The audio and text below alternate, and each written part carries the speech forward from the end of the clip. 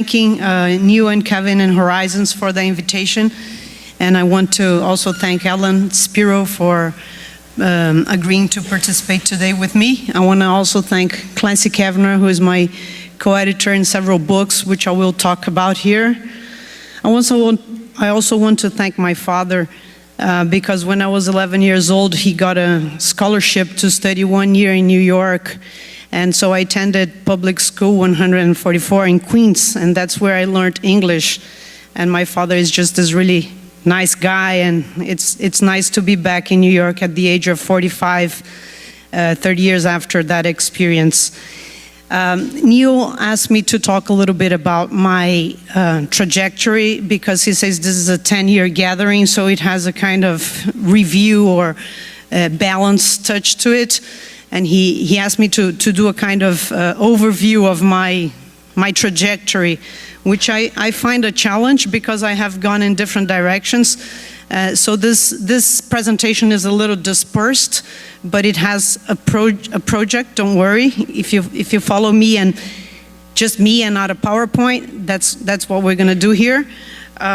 I'm going to talk a little bit about my trajectory, what have I done following news requests.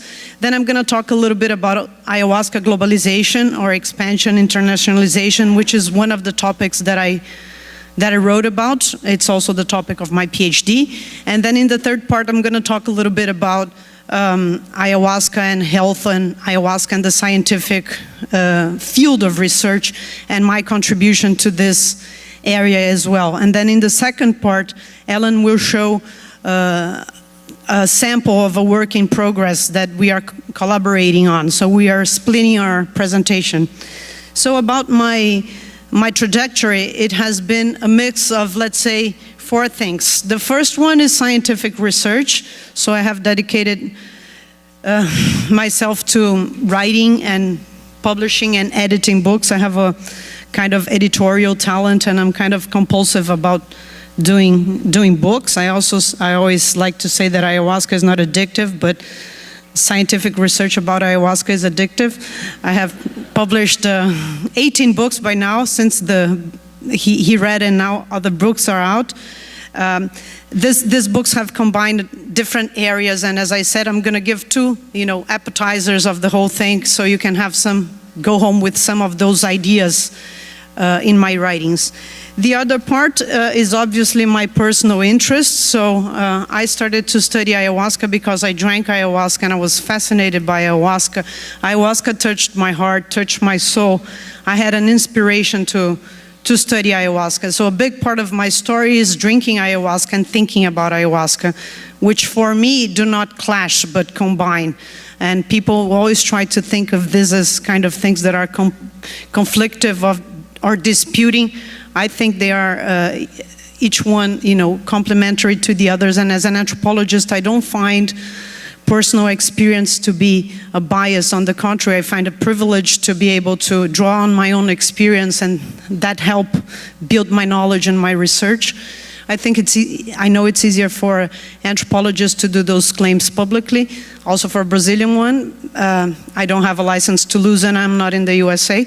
So I'm having the pleasure to share this very openly with you, and you can be jealous of me.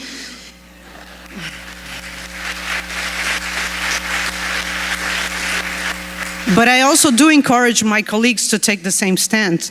And I think that, spaces like this are ways to advance this debate, because this is related to the next topic that I'm, the glimpse of my general presentation, which is another part of my activities have been a large political activism. So I identify myself as an activist. I'm an anti-prohibitionist activist.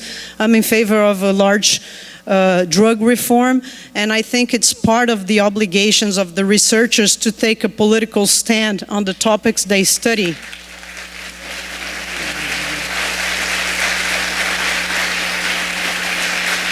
The way I see it is that drug users specifically psychedelic users are a minority. So minorities need to be protected with special rights. It doesn't matter that it's not considered enough of a social problem, it's not involved in big health issues or violence or border issues, geographic tensions, military complexes as other drugs, but it's still a legitimate dimension, and it's still a legitimate worry. So the way I like to understand this is, if you're an anthropologist and you study indigenous populations, it's your duty to defend indigenous territories. If you're an anthropologist and you study Afro-American or Afro-Brazilian populations, it's your part of your research agenda. It's your duty to fight against racism and discrimination. If you study women or gender issues, it's your duty to support the rights of women and the rights of LGBT populations to have autonomy over their choices and their bodies. The same thing, I think, if you study drug users, you need to protect the rights of the drug users. So I do not think that I think that the fight against criminalization is part of the research agenda of a person that is involved in this field. And I have taken this very openly, and I encourage also my colleagues to do the same. Regarding the last point, I kind of made a division which is a little, arbitrary, between political activism and what I'm calling here, for the purposes of today, as community activism. Perhaps this is just a fancy way to cover up the fact that I'm kind of feisty and troublemaker. So I have engaged in many controversies, a lot of them. I have a kind of a CV of controversies.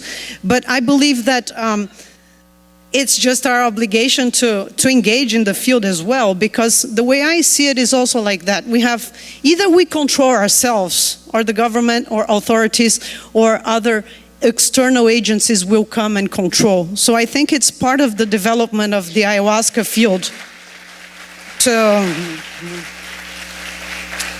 sort of cool to pray for the converted, huh?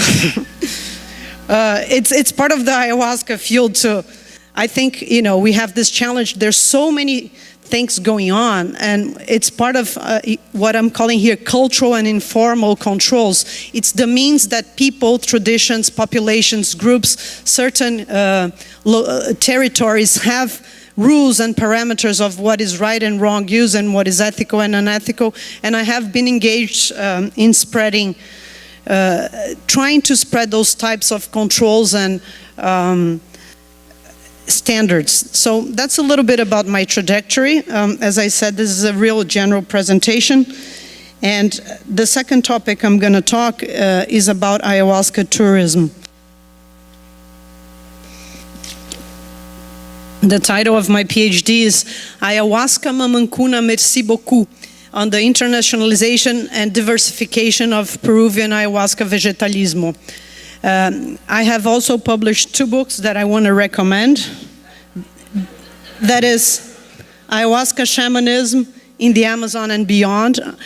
I think that this is one of the greatest ever on ayahuasca, modestly. It's a collection, and it's by Oxford University Press, and this one is just out now, The World Ayahuasca Diaspora, Reinventions and Controversies. So again, I'm not going to talk about my PhD in 6 minutes, but I just want to put like 3 ideas out there so you have a contribution from me from today in this very short presentation.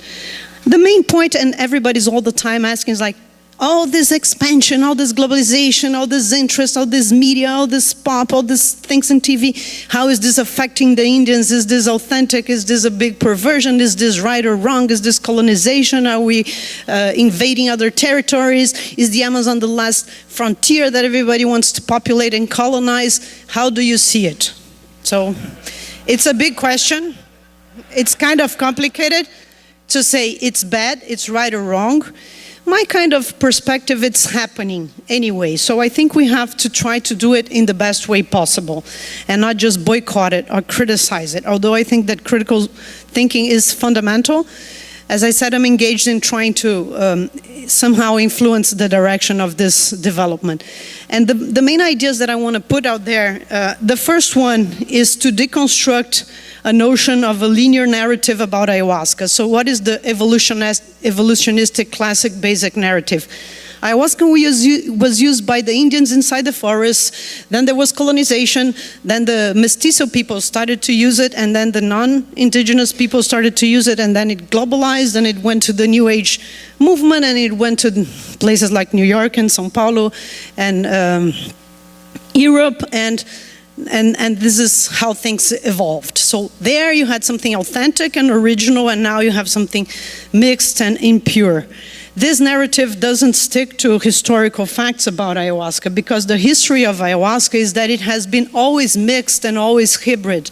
There is not such a linear evolution of ayahuasca practices. A lot of the things that we think are traditional are in fact importations from the city back into the forest. So a lot of what we know as vegetalismo, which became to be the representation of traditional ayahuasca practices, most likely was born in riverine cities with colonization in the Amazon, and then imported back to the forests, to indigenous populations and to shamans. So when sometimes we go and we see a shaman doing certain practices, we think that that is a result of this linear evolution, but that's not the case. And in fact, the case is the contrary, is that he is also a product of this expansion. For example, the word chacrona, it doesn't exist, the leaf of ayahuasca doesn't exist in some indigenous tongues, because it just exists in Spanish. It was not used traditionally. People like the Machigengas learned the use of ayahuasca in the 50s, 60s with missionaries. Other indigenous groups are learning about the use of ayahuasca right now. So, for example, the Guarani Indians, they started using ayahuasca just recently, and they learned it with the mestizo people, with the Santo Daime people, with the Red Path people. Ayahuasca is very related to this idea of new ethnic emergencies, so groups that are reinventing themselves as ayahuasca users appeared recently. I think that my whole PhD and these books are questioning this idea of authenticity, that Amazonia has been something fixed and staying somewhere historical without change. What we're trying to say is that shamanism is less about a fixed content, essence, a permanent content, but about a way to relate things between each other. And I think that a lot of the appeal of ayahuasca to people like us is that it somehow, it incarnates the idea of some kind of quintessential indigenous identity. It represents this kind of pan-indigenous identity. The people that are doing ayahuasca always try to link themselves to some kind of indigenous tradition or leader. Ayahuasca's popularity is associated with a double connection with the Amazon, with its wild nature, the spiritual and ecological reserve of the world, and to the Amerindian, who represent the guardians of a primordial wisdom and the incarnation of an ecological ideal. It's ayahuasca manages to condense these images and convert them into a consumable substance. I think that a lot of ayahuasca's appeal beyond its relation to indigeneity is because ayahuasca is a privileged means of establishing communications, of establishing relationships. It's a privileged means with ties of all categories of others. And I'm going to read here a quote by Oscar, who is writing the foreword of our book. Ayahuasca used by forest peoples is mostly about sociality, a negotiation among human and non-human companions and neighbors, an activity that establishes networks, sometimes precarious, between kins and affins, masters and apprentices, brothers-in-law, animal spirits and the dead, or battleground between rival shamans to connect with potential allies and also with probable enemies. So I think that part of the appeal of ayahuasca is this relational ability, which is the ability to communicate, to establish relations, to communicate with authority, with the other. I think a lot of what we can understand ayahuasca and this expansion, there are two different opposite processes. One is a process of retraditionalization or hyper-traditionalization, of kind of wanting to purify everything that is non-indigenous or Christian from ayahuasca traditions. So this is very strong in the expansion of ayahuasca, this kind of hyper-reality, where you want to be more tradition than the traditional. For example, the idea that you ritualize ayahuasca preparation, which traditionally is not so ritualized. This is one whole way to look at it.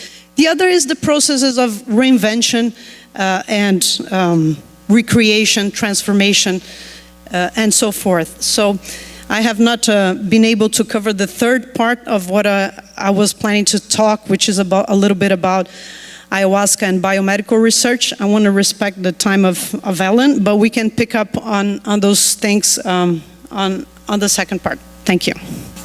Thank you for having me, MAPS, Rick Doblin, Brad Burge, and all these other wonderful people.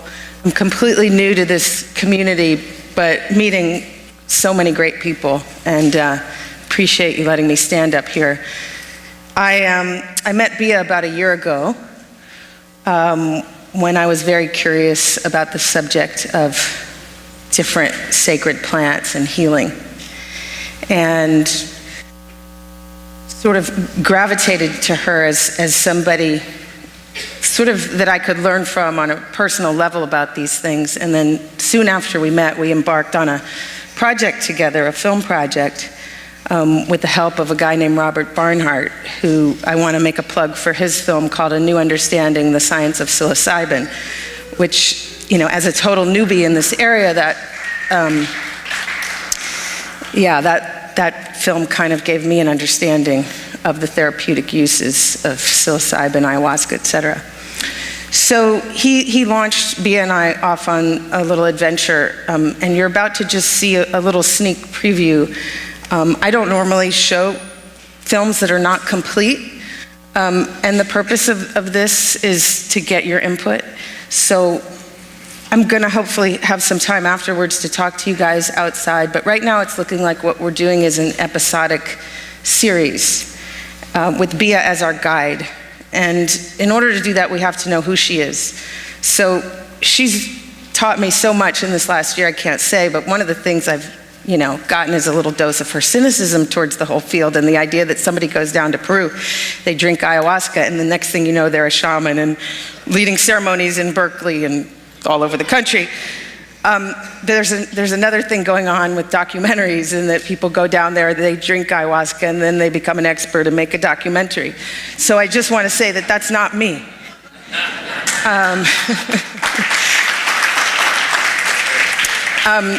I'm going into this, very with a completely open mind, and it's been an amazing journey, and I don't know how to say it without using the cliche of self-healing, but that's actually what it's been for me. So let's just show this, and hopefully we'll have some time for a little Q&A. We're gonna make time now for Q&A. So the part about help us make this film, we are looking to hire a really great editor and sound designer, but if anybody wants to come on board as a producer, an executive producer, you'd be in great company, and we'd love to have you. I'm sure you'll find more skilled and detailed feedback from others. I can just say myself, I'm very much looking forward to seeing this when it comes out, so thank you for that work you're doing. Bia, I just wanted to see if you'd be interested in giving us a little bit of the biomedical stuff that you weren't able to get into in your presentation. I think what I wanted to stress is that I think there's lots of prejudice, society at large against these practices, but also within our research communities, biomedical people frequently totally ignore what social scientists are doing, and vice versa. Social scientists like to depict biomedical research as this horrible, reductionistic, fragmented form of knowledge. And a lot of what I've tried to do is this bridge between English and non-English speaking world, and North and South, and biomedical research and social sciences. And I guess my main message for about biomedical research is I really encourage this kind of knowledge, and I am a pluralist, and I'm in favor of all kinds of research, and I support widely the development of our field. I don't share the perspective of a lot of colleagues or indigenous people that studying substances in a laboratory is a sacrilege, and what is being done is a big perversion and lack of respect of traditional cultures and forms of knowledge. But on the other side, I think that we really can't take the scientific findings about about the use of these substances as the only truth or the truth. I think we have to be very aware of the danger of medicalizing the uses of psychedelics and thinking that only medical knowledge is legitimate or more important.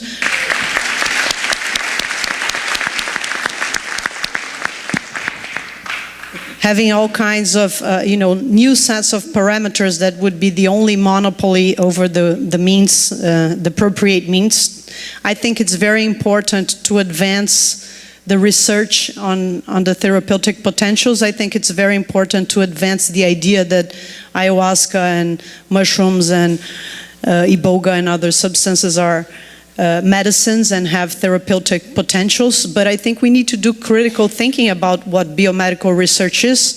So the main question is, do the results from the lab translate immediately into the experience of what people are doing out there in the real world? So first of all, in the case of ayahuasca, if you work with freeze-dried ayahuasca, which is lyophilized ayahuasca, that is just a capsule without water, you're actually not using ayahuasca. You're using a substance that you produced for your research. And you're using a research setting that doesn't mirror any reality on how people are using ayahuasca, because the first thing is that you screen your participants and eliminate people with a lot of conditions, and sometimes only take people that are not naive. So I think that the results of this research, they are a specific mode of knowledge and reality. They are not the reality and the only reality.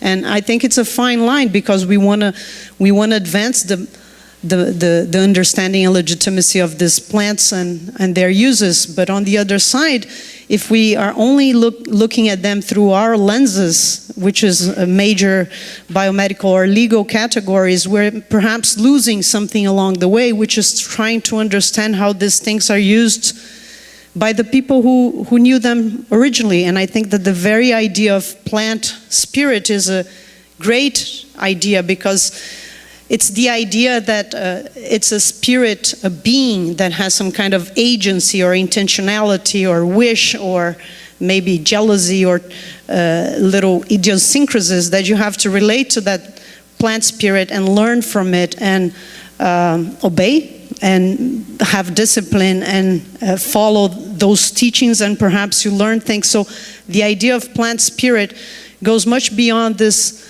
general categories to which we classify drugs, either as religious sacrament, medicine, recreational.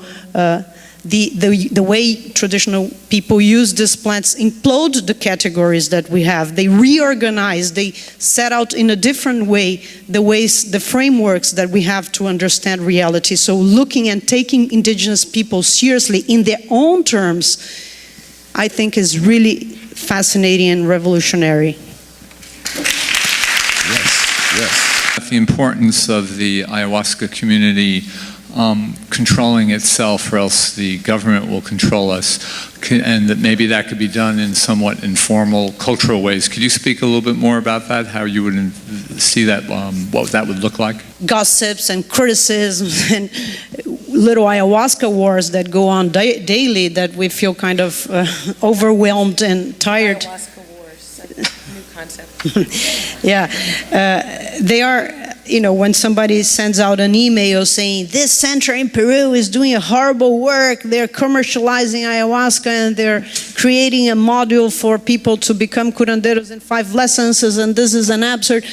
And it's just this constant criticism. Somebody came to my center, he drank somewhere else and he's totally messed up and I really have to fix him up. and all these things that you just say, wow, why are people so engaged in this petty talk? But I think that in fact this kind of talk is doing some kind of control. That people, when they criticize and watch and comment other people's behaviors, it's a form of cultural control, of informal control. So basically informal and cultural controls is what people learn and teach, and that's what really matters. I like to give this example. If you go to an ayahuasca ceremony and the shaman goes to the restroom, you're not going to go there, steal the bottle and get a little bit and drink more because he's not looking. Well, maybe you do that once in your life and then you you regret and you won't do it again. So why aren't you doing that? It's because you learn that that's not something you should do. So learning the ways to do things, learning informally by the other one who tells you the stories, the folklore, the myths, the funny jokes, the anecdotal stuff, all those things that surround the ayahuasca culture, those are the cultural and informal controls. It's much more efficient that one person tells the other than you just, somewhere in some bureaucrat office in the middle of I don't know where, somebody issues in a piece of paper a resolution saying what is right and wrong. So this is what anthropologists call cultural and informal forms of control. And that's why I'm still an optimistic. Because I think that if you consider the huge expansion of ayahuasca all over the globe, well, not all over the globe, but I think in a country like the US, every city I could say, each weekend there are several ayahuasca ceremonies. A place like New York, maybe at least 20 or 30 circles. I think it could be going much worse. I think its culture is still prevailing and it's able to reinvent, recreate, put parameters, put boundaries. And that is why we claim that these things have some sort of tradition and roots, because they are evolving as part of a larger cultural setting. That's the famous cultural setting that everybody says. Drugs is drug, the substance, the individual, and the setting. So let's take the setting seriously. And that is what I call cultural and informal means of control. And it's so different this time. Please. It's so different this time than it was in the 60s when, hard drugs, chemicals were foisted on society. And ayahuasca is such a different way of bringing psychedelics, reintegrating them into society, so different than the electric Kool-Aid acid test, for example. It's just a whole different attitude. It's safe, it's beautiful, and it's not aggressive and confrontational. That wasn't a question, that was a comment. But I welcome your comments on that. Any other questions?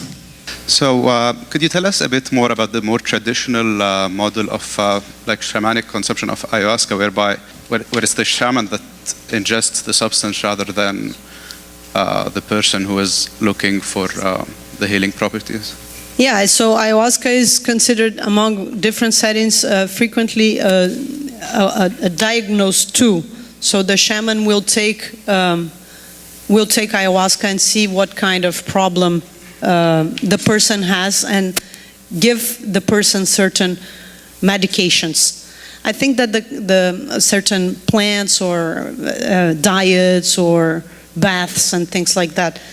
I really enjoyed Stephen Ross talking here yesterday about future models where maybe therapists giving psilocybin in therapeutic contexts, that they want to have these people have first-hand experience to know what people are feeling.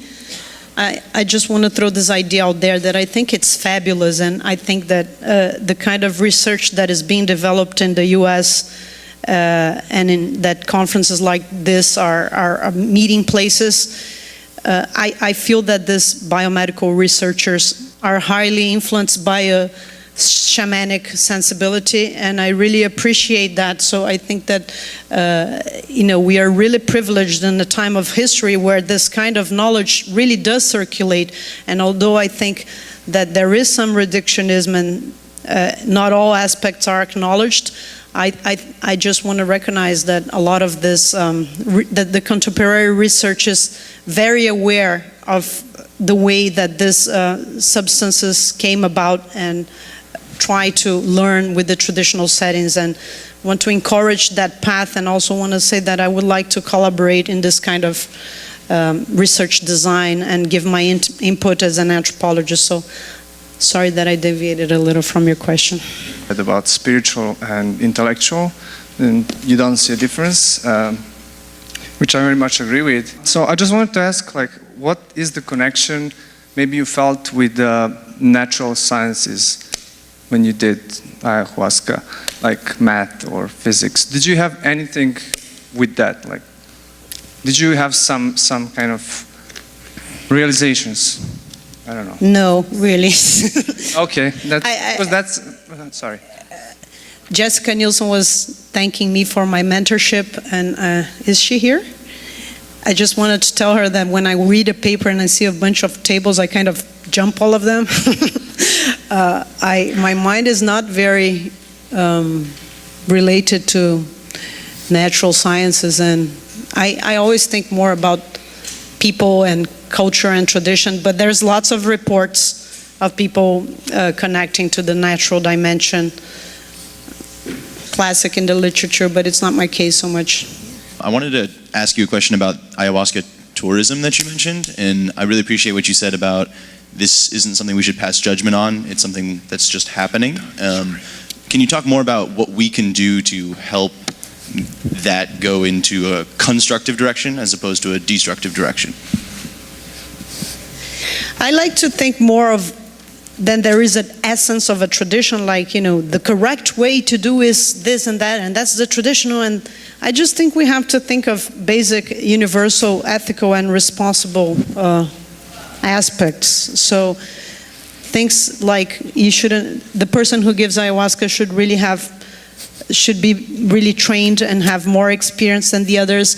You shouldn't be taking this mixed with all kinds of other things. You should stay until the end of the ceremony. You shouldn't be advertising this as some kind of panacea that is going to save the person from all sorts of diseases. You shouldn't be making this too much of a commercial enterprise. There's been several initiatives of establishing guidelines or ethical principles on the proper ways to use ayahuasca, so there's some efforts out there, and I think that it's complicated to try to determine a kind of, correct ritual and correct, even the idea of diet. Diet is super strong in the Peruvian tradition, but like in Colombia with yagé, which is very, very traditional, perhaps from even where ayahuasca came from, they don't have the idea of diet. So I think that for us outsiders, it's more like thinking of certain general parameters that are important for an experience to be successful. Another aspect that I want to provoke you guys is that has been a lot. Everybody loves integration, and integration is the thing, and it's all this buzz around integration. I think the film shows, and it's implicit in the scenes.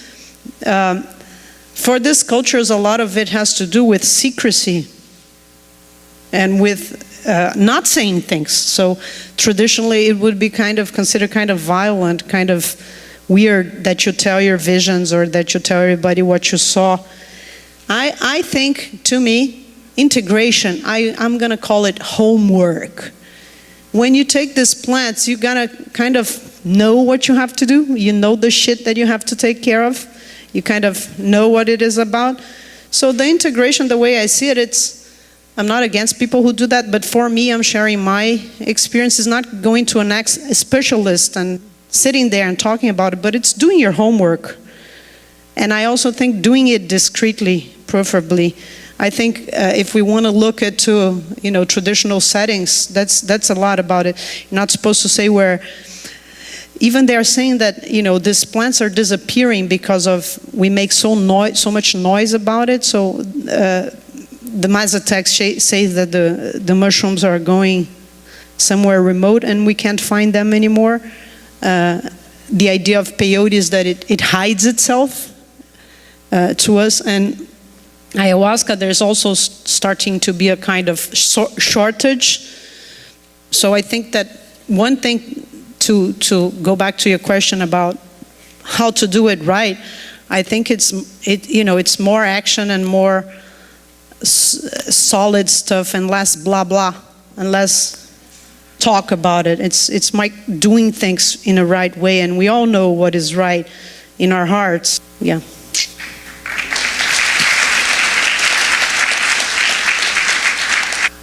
Join me in thanking these guys. Do your homework. Bia, Labate, Ellen, Spiro. Thank you guys so much.